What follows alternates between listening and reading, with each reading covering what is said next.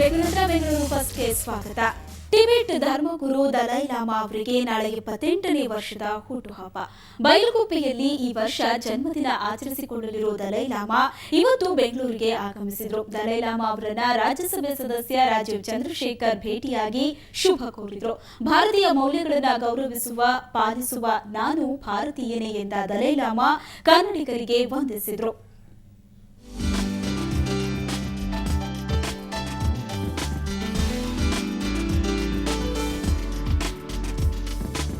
Kumara Krupa guest ಹೌಸ್ನಲ್ಲಿಂದು Tibet ಲೋಕವೇ ಅನಾವರಣಗೊಂಡಿತು.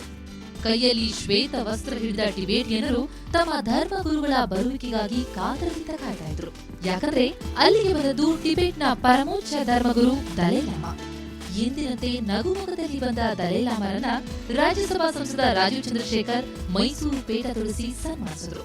ಈ ವೇಳೆ ಮಾತನಾಡಿದ ಲಾಮಾ, ಕರ್ನಾಟಕದಲ್ಲಿ ಸುಮಾರು 20,000 ಟಿಬೇಟಿಯನ್ನರಿಗೆ ಆಶ್ರಯ ಕೊಟ್ಟಿದ್ದಕ್ಕೆ ಸರ್ಕಾರ ಹಾಗೂ ಕನ್ನಡಿಗರಿಗೆ ನಾನು ಆಭಾರಿ ಎಂದರು. Not only myself, but about 100,000 Tibetans. Now we really enjoy India's freedom. Our relation, Indian and Tibetan, something very special, unique relations. I always consider Indians historically our guru. We are Chela. Truly. ಕಳೆದ 54 ವರ್ಷಗಳಿಂದ ಭಾರತದ ಚಪಾತಿ, ಅನ್ನ, ದಾಲ್ ತಿಂದೇ ನಾನು ಬದುಕಿರೋದು. ಇಲ್ಲಿನ ವಿಚಾರಧಾರೆಗಳಿಂದ ಪ್ರಭಾವಿತನಾಗಿದ್ದು ನಾನು ಭಾರತೀಯನೇ ಎಂದರು. ಅವರಿಗೆ ಟಿಬೆಟ್ ಪ್ರಧಾನಿ ಲಾಬ್ಸನ್ ಸಿಂಗ್ಗೆ ಸಾಥ್ ನೀಡಿದರು. ಇಬ್ಬರೊಂದಿಗೂ ಕೆಲಕಾಲ ಮಾತುಕತೆ ನಡೆಸಿದ ಸಂಸದ ರಾಜೀವ್ ಚಂದ್ರಶೇಖರ್ ಟಿಬೆಟ್ನ ಸಮಸ್ಯೆ ಬಗೆಹರಿಸುವಂತೆ ಪ್ರಧಾನಿಗಳಿಗೆ ಪತ್ರ ಬರೆದಿರುವುದಾಗಿ ತಿಳಿಸಿದರು. Cultural history between India and Tibet is a old history, goes back to the 8th century. And so our support to Tibet is based on that. I have written letters to the Prime Minister. I have met the National Security Advisor. I met the Prime Minister before he went to the BRICS conference to raise the issue of self-affiliations with the Chinese Prime Minister. I have met the Chinese government on this issue. So this is the way we intervene. This is how we support. ಆನಂತರ Dalai llama ರಾಜಾಜಿನಗರದ ISKCON ದೇಗುಲಕ್ಕೆ ಭೇಟಿ ಕೊಟ್ಟರು. ಹುಟ್ಟುಹಬ್ಬಕ್ಕೆ ಶುಭ ಕೋರಲು ಬಂದಿದ್ದ ಸರ್ಕಾರಿ ಶಾಲಾ ಮಕ್ಕಳಿಗೆ ತಾವೇ ಅನ್ನ ಬಡಿಸಿ ಲಾಮಾ ಸಂಭ್ರಮಿಸಿದರು.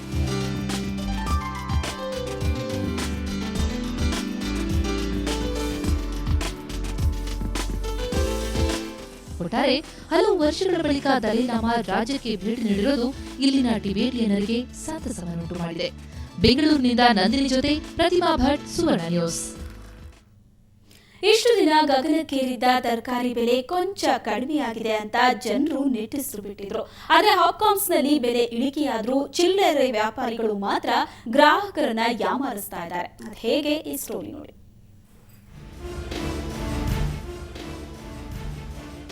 ದೇವರು ವರ ಕೊಟ್ರು ಪೂಜಾರಿ ಕೊಡ್ತಿಲ್ಲ ಅನ್ನೋ ಹಾಗಿದೆ ಗ್ರಾಹಕರ ಪರಿಸ್ಥಿತಿ. ಹೌದು, ಕಳೆದ 2 ದಿನಗಳಿಂದ ತರಕಾರಿ ರೇಟ್ ಕಡಿಮೆ ಆಗಿದ್ರು ಚಿಲ್ಲರೆ ವ್ಯಾಪಾರಿಗಳು ಮಾತ್ರ ಹಳೆಯ ದರದಂತೆ ವ್ಯಾಪಾರ ನಡೆಸುತ್ತಿದ್ದಾರೆ. ಹಾಪ್ಕಾಮ್ಸ್ಗಳಲ್ಲಿ 30% ರಿಂದ 40% ಬೆಲೆ ಕಡಿಮೆಯಾಗಿದೆ. ಆದ್ರೆ ಚಿಲ್ಲರೆ ವ್ಯಾಪಾರಸ್ಥರು ಮಾತ್ರ ಗ್ರಾಹಕರಿಗೆ ಹಳೆ ದರದಲ್ಲೇ ತರಕಾರಿ ಮಾರಿ ಯಾಮಾರಿಸುತ್ತಿದ್ದಾರೆ. ಭಾರಿ ಏರಿಕೆಯಾಗಿದ್ದ ಬೀನ್ಸ್ ಇದೀಗ ಹಾಪ್ಕಾಮ್ಸ್ನಲ್ಲಿ ಕೆಜಿಗೆ 27 ರೂಪಾಯಿ ಆಗಿದೆ. ಆದ್ರೆ ಮಾರ್ಕೆಟ್ನಲ್ಲಿ ಬೀನ್ಸ್ ಕೆಜಿಗೆ 60 ರೂಪಾಯಿ. ಇನ್ನು ಕೆಜಿ ಬೆಂಡೆಕಾಯಿಗೆ 30 ರೂಪಾಯಿ ಇದ್ರೆ ಮಾರ್ಕೆಟ್ ದರ 55 ರೂಪಾಯಿ. 18 ರೂಪಾಯಿ ಇರೋ ಮೂಲಂಗಿ ಮಾರ್ಕೆಟ್ನಲ್ಲಿ 25 ರೂಪಾಯಿ. ಇನ್ನು ಬೀಟ್ರೂಟ್ 27 ರೂಪಾಯಿ ಇದ್ರೆ ಮಾರ್ಕೆಟ್ನಲ್ಲಿ 35 ರೂಪಾಯಿ ಆಗಿದೆ. ಕೆಜಿ ಟೊಮೆಟೊ 49 ರೂಪಾಯಿ ಇದ್ರೆ ಮಾರ್ಕೆಟ್ನಲ್ಲಿ 60 ರೂಪಾಯಿ ಇದೆ. ಇನ್ನು ಈರುಳ್ಳಿಗೆ 30 ರೂಪಾಯಿ ಆದ್ರೆ ಮಾರ್ಕೆಟ್ ದರ 40 ರೂಪಾಯಿ. ಬದನೆಕಾಯಿಗೆ ಹಾಪ್ಕಾಮ್ಸ್ನಲ್ಲಿ 38 ರೂಪಾಯಿ ಆದ್ರೆ ಮಾರ್ಕೆಟ್ನಲ್ಲಿ 50 ರೂಪಾಯಿಗೆ ಮಾರಲಾಗುತ್ತಿದೆ. ಹಾಗಾಗಿ ಇವಾಗ ನಾವು ಇಲ್ಲಿಗೂ ಬೇರೆ ಕಡೆ ಕಂಪೇರ್ ಮಾಡಿದ್ರೆ ಇಲ್ಲಿ ಒಂದ್ಸರಿ ಬೆಲೆ ಏರ್ತು ಅಂದರೆ ಅದಲ್ಲೇ ಇರುತ್ತೆ, ಕಡಿಮೆ ಆಗೋದೇ ಇಲ್ಲ. ಹಾಗಾಗಿ ನಮ್ಮಂಥವ್ರು ಈ ಮಿಡಲ್ ಕ್ಲಾಸ್ ಪೀಪಲು ಆ ತರಕಾರಿ ಫಸ್ಟ್ 1 kg ತೊಗೊತಾ ಇದ್ದೀವಿ, ಇವಾಗ ಅರ್ಧ 1/4 kg ತಗೊಳ್ಳೋಂಗಾಗಿದೆ. ಒಟ್ನಲ್ಲಿ ಹಾಪ್ಕಾಮ್ಸ್ಗಳಲ್ಲೇ ತರಕಾರಿ ಬೆಲೆ ಕಡಿಮೆ ಆಗಿದ್ರು ಮಾರ್ಕೆಟ್ಗಳಲ್ಲಿ ವ್ಯಾಪಾರಿಗಳು ಗ್ರಾಹಕರಿಗೆ ಟೋಪಿ ಹಾಕ್ತಿರೋದಂತೂ ನಿಜ. ಬೆಂಗಳೂರಿನಿಂದ ಕ್ಯಾಮರಾ ಪರ್ಸನ್ ಮಹೇಶ್ ಜೊತೆ ಮಮತಾ ಮರಧಾಳ್, ಸುವರ್ಣ ನ್ಯೂಸ್. ಶ್ರೀ ಸಾಯಿ ಗೌಡ್ ಪ್ಯಾಲೇಸ್ನ ಇಂದಿನ